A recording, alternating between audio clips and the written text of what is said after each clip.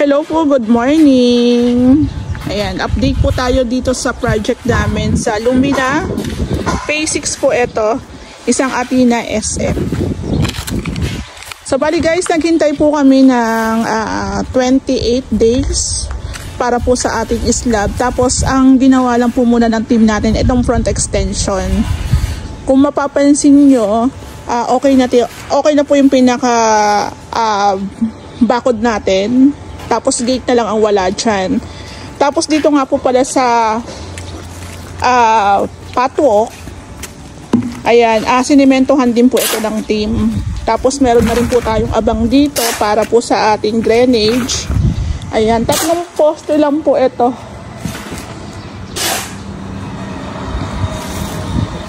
So dito po na flooring na rin siya. Ayan.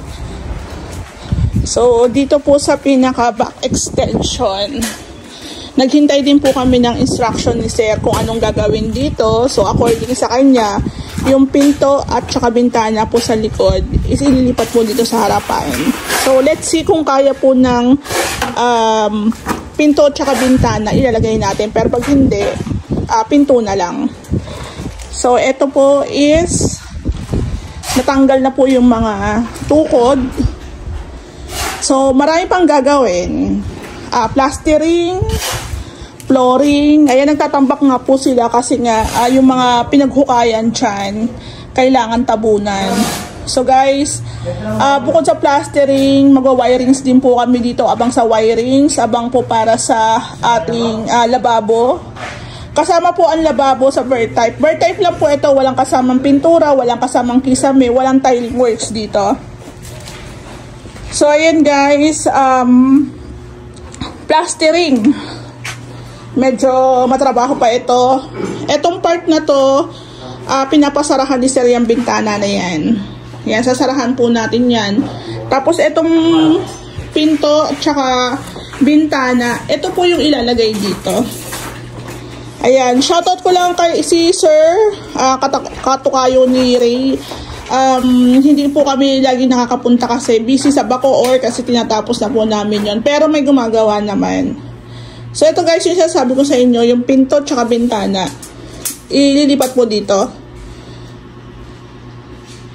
Ayan, sinusukatan na lang kung kaya yan. Kasi that time, hindi pa po pinaasintadahan ni Sir. So, eto guys, meron tayong permit, may plano, may mga poste, may mga beam. Ayan. May mga beam.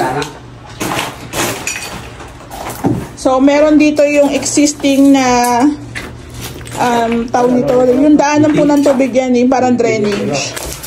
Magbabago na lang po kami. Ayan. So, ganoon lang sa amin. Kung hindi man po kami makapag-update sa ibang projects po namin kasi meron kaming tinatapos. Meron naman pong gumagawa kaso syempre hindi nga lang po namin napupuntahan ni Ray kasi minsan inaabot din po kami ng hapon na. Ayan. So, ayan guys.